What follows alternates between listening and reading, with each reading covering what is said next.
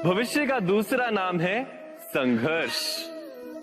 हृदय में आज इच्छा होती है और यदि पूर्ण नहीं हो पाती तो हृदय भविष्य की योजना बनाता है। भविष्य में इच्छा पूर्ण होगी ऐसी कल्पना करता रहता है, किंतु जीवन ना तो भविष्य में है ना अतीत में। जीवन तो इस क्षण का नाम है, अर्थात इस क्षण का अनुभव ही जीवन का अनुभव। पर हम ये जानते हुए भी इतना सा सत्य समझ नहीं पाते। या तो हम बीते हुए समय के स्मरणों को घेर कर बैठे रहते, या फिर आने वाले समय के लिए हम योजनाएं बनाते रहते हैं और जीवन जीवन बीत जाता है। एक सत्य यदि हम हृदय में उतार लें कि ना हम भविष्य देख सकते हैं, ना ही भविष्य निर्मित कर सकते हैं, हम तो केवल धैर्य और साहस के साथ भविष्य को आलिंगन दे सकते हैं, स्वागत कर सकते हैं भविष्य का। तो क्या जीवन का हर पल जीवन से नहीं भर जाएगा? स्वयं विचार कीजिए।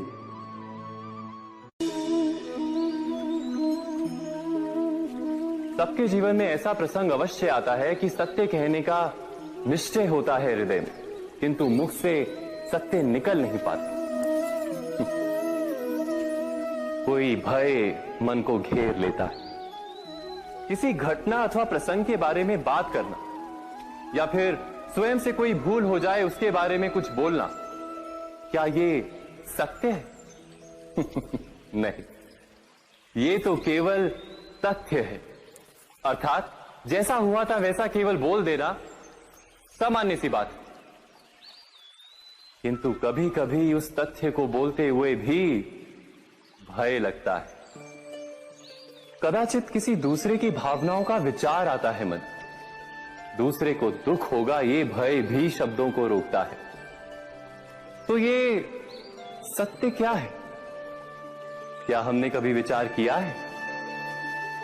जब भय रहते हुए भी कोई तथ्य बोलता है तो वो सत्य कहलाता है। वास्तव में सत्य कुछ और नहीं, केवल निर्भयता का दूसरा नाम है। और निर्भय होने का कोई समय नहीं होता, क्योंकि निर्भयता आत्मा का स्वभाव है। अर्थात क्या प्रत्येक क्षण सत्य बोलने का क्षण नहीं होता?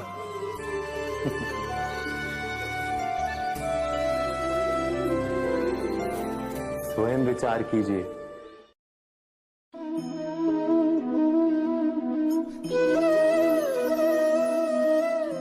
परंपरा में धर्म बसता है और परंपराएं ही धर्म को संभालने का कार्य करती हैं, ये सत्य है।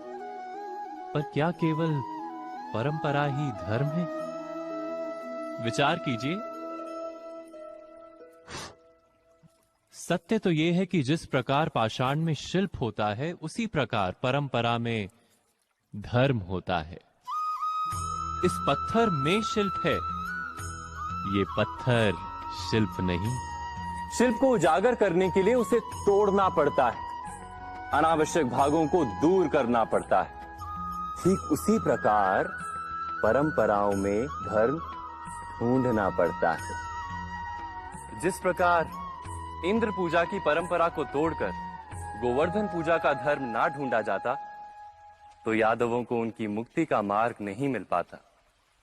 अर्थात परंपरा को पूर्णता छोड़ देने वाला धर्म से वंचित रह जाता है, और परंपरा का अंध अनुकरण करने वाला भी धर्म को प्राप्त नहीं कर पाता। कहते हैं हंस के पास नीर क्षीर विवेक होता है। दूध में मिले पानी को छोड़कर केवल दूध ही ग्रहण करता है। तो क्या सच्चा धर्म प्राप्त करने के लिए हृदय में ज्ञान से जन्मा विवेक आवश्यक है? और ऐसे विवेक के बिना जिसे धर्म मान भी लिया जाए, जो वास्तव में धर्म ना भी हो, ऐसा भी तो हो सकता है।